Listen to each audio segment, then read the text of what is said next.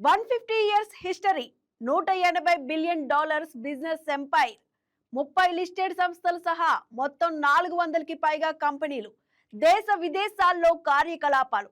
ఇది టాటా సామ్రాజ్యం. ఇంత పెద్ద సామ్రాజ్యం ఇప్పుడు కుప్పకూలిపోతుందా? అంతర్గత పోరు టాటా గ్రూప్ ని నిలువునా కాల్చేస్తుందా? అసలు టాటాలో జరుగుతున్న వివాదం ఏంటి? టాటా ఇదొక బ్రాండ్.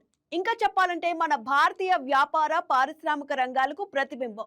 ఇందు కలదు అందు లేదని సందేహం వలదన్నట్లు ఉప్పు దగ్గర నుంచి ఉక్కు వరకు, పిన్నుల దగ్గర నుంచి పవర్ ప్లాంట్ వరకు అన్ని రంగాల్లో విస్తరించింది. అత్యంత విలువైన విశ్వసనీయ సంస్థగా టాటా గ్రూప్ కు పేరుంది. టాటా అంటే మనకు ఒక ఎమోషన్. టాటా గ్రూప్ ని రతన్ టాటా దశాబ్దాల పాటు ముందుండి నడిపించారు. టాటా ట్రస్ట్ అధిపతిగా టాటా ఇమేజ్ ను ఎవరెస్ట్ శిఖరాలకు తీసుకువెళ్లారు. కట్ చేస్తే ఆయన మరణం తర్వాత టాటా గ్రూప్ సంస్థల్లో విభేదాలు భగ్గుమంటున్నాయి. అంతర్గత కలహాలు టాటా పునాదులనే కదిలించేస్తున్నాయి. వీటిని చక్కదిద్దేందుకు స్వయంగా కేంద్ర ప్రభుత్వమే రంగంలోకి దిగింది. రతన్ టాటా మరణం తర్వాత కిందటేడాది అక్టోబర్ నెలలో టాటా ట్రస్టులకు నోయల్ టాటా కొత్త చైర్మన్ గా బాధ్యతలు తీసుకున్నారు. రతన్ టాటా ఉన్నంత వరకు నోయల్ టాటా తీసుకున్న నిర్ణయాలకు తిరుగు ఉండేది కాదు. కానీ ఇప్పుడు మాత్రం అతనికి ఎదురు గాలి వీస్తోంది. నోయల్ తీసుకునే ప్రతి నిర్ణయాన్ని ట్రస్టీలు ప్రశ్నిస్తున్నారు. అసలు ఏంటి వివాదం అంటే టాటా గ్రూప్ వాటాల్లో టాటా మిస్త్రీ కుటుంబాలదే పైచేయి. ఈ రెండు కుటుంబాల మధ్యే ఇప్పుడు ఆధిపత్య పోరు నడుస్తోంది.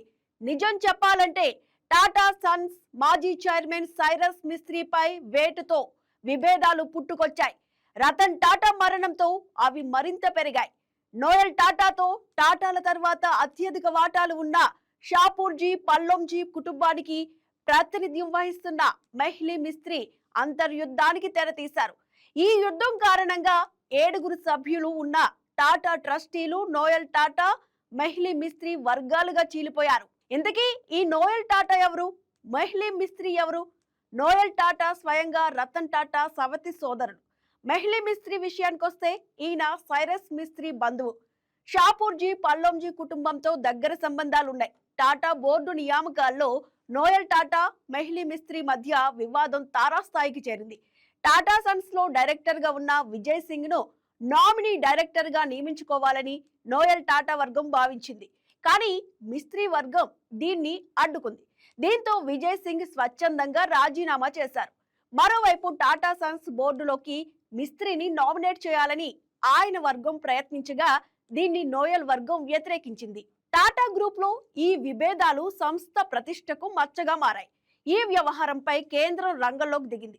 టాటా ట్రస్టీలతో కేంద్ర హోంమంత్రి అమిత్ షా, ఆర్థిక మంత్రి నిర్మలా సీతారామన్ సమావేశమయ్యారు. టాటా గ్రూప్ ఇమేజ్ దెబ్బతినకుండా తగిన చర్యలు తీసుకోవాలని మంత్రులు సూచించారు.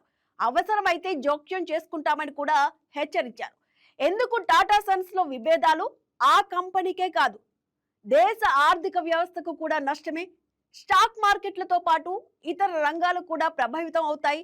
టాటా సంస్థలో వివాదం వీలైనంత త్వరగా పరిష్కారం కావాలని కేంద్రమే కాదు ప్రతి భారతీయుడు కోరుకునేది కూడా ఇదే.